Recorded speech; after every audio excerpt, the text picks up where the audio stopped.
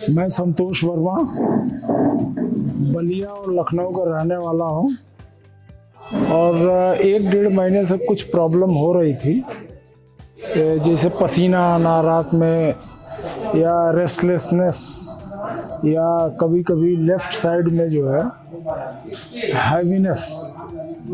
तो हम लोग अभी इसके बारे में सोच ही रहे थे, तो हमारे लड़के का मित्र हैं डॉक्टर साहब के काफ़ी नोन है, तो वहीं बातचीत हुआ।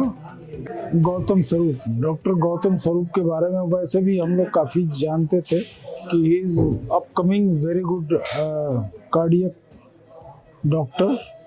तो उसके बारे में 2-4 लोगों से बात हुई तो उन्होंने भी रेकमेंड किया। देखिए, कई बार ऐसे पेशेंट हम लोग के पास आते हैं जिनकी जब हम एंजियोग्राफी करते हैं तो उनकी नसों में ब्लॉकेजेस की स्थिति बहुत ही गंभीर होती है, और ऐसे ब्लॉकेजेस जिसके अंदर कैल्शियम आ जाता है वो ब्लॉकेजेस सख्त हो जाते हैं। यदि हम ऐसे पेशेंट्स की एंजियोप्लास्टी करने की कोशिश करें तो नस फटने का खतरा बढ़ जाता है, क्योंकि नसें या कोरोनरी आर्टरीज जो हार्ट को ब्लड देती हैं वो काफ़ी हार्ड हो चुकी होती हैं। ऐसे व्यक्तियों में 2 ऑप्शन होते हैं, या तो हम उनको बाईपास ऑपरेशन के सलाह दें या फिर हम कुछ आधुनिक तकनीक का उपयोग करें और उसके जरिए एंजियोप्लास्टी करें। वो आधुनिक तकनीक बहुत सारे डिवाइसेस के थ्रू होती है जो पहले कैल्शियम को कट करते हैं, कोरोनरी आर्टरी या नसों को स्मूथ बनाते हैं और तब हम एंजियोप्लास्टी करते हैं। तो ऐसे प्रोसीजर में सफलता की दर बढ़ जाती है। परंतु ऐसे पेशेंट जिनको हार्ट अटैक आया हो, हार्ट की पंपिंग कैपेसिटी काफ़ी कमज़ोर हो, ऐसे केसेस में हम बाईपास ऑपरेशन किसी को भी बताएं तो वो बहुत हाई रिस्क होता है। ऐसे मरीजों की एंजियोप्लास्टी भी बहुत जटिल और बहुत चैलेंजिंग होती है, परंतु नेचुरली इसका रिस्क बाईपास के कन्वेंशनल रिस्क से कम होता है। और डॉक्टर श्रीवास्तव के यहाँ मैं दिखा रहा था तो उन्होंने कहा कि आप जो है D2 और ये सब करा लीजिए, और कराने के बाद डॉक्टर गौतम स्वरूप से संपर्क करिए। तो इनके मित्र के माध्यम से हम लोगों ने संपर्क किया, इमरजेंसी में आए, काफ़ी अच्छी व्यवस्था। एक व्यक्ति हमारे पास आए थे जिनकी अचानक से सांस फूलने लगी, वो हमारे हॉस्पिटल में एडमिट हुए।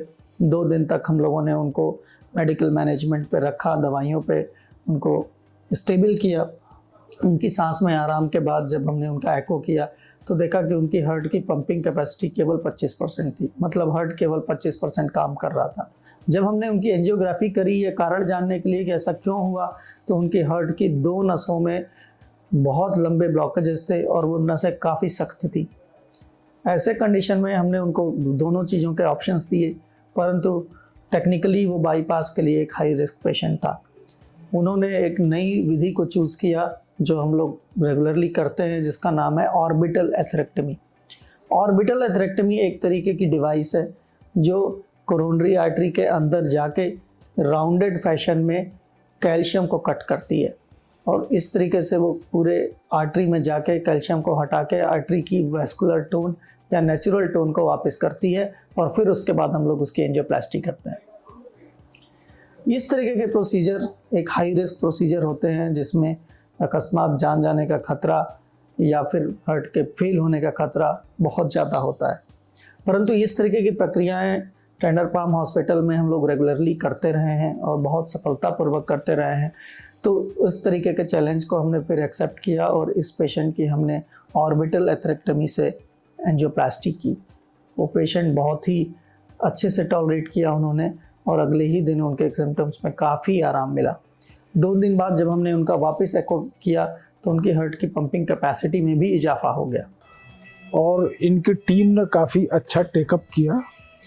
डॉक्टर गौतम स्वरूप की जो टीम है that is one of the most competent, and they have taken us very competently and give the proper treatment. Right now I am much better than the earlier, and hopefully in future I will be much better. And thank you to Dr. Gautam Swarup and his team also. तो मैं आप लोगों को ये बताना चाहता हूँ कि ऐसे पेशेंट जिसमें बाईपास सर्जरी हाई रिस्क है, उसमें बहुत सी नई टेक्निक्स के आ जाने से हम ऐसे मरीजों की सरलतापूर्वक एंजियोप्लास्टी कर सकते हैं। जाहिर सी बात है एंजियोप्लास्टी जो है वो कम रिस्क की प्रोसीजर है और नई टेक्निक के आने से अब ये काफ़ी सेफ भी हो चुकी है। तो मेरा आप सब लोगों को यही मैसेज है कि पहले तो हार्ट अटैक का बचाव करें, और यदि इस तरीके की समस्याएं आपके सामने आती हैं और किसी भी रीज़न से बाईपास नहीं हो सकता, तो इस हॉस्पिटल में हम लोग हर उस टेक्निक का इस्तेमाल कर रहे हैं जिससे हम लोग हाई रिस्क पेशेंट्स की एंजियोप्लास्टी कर सकें। Thank you.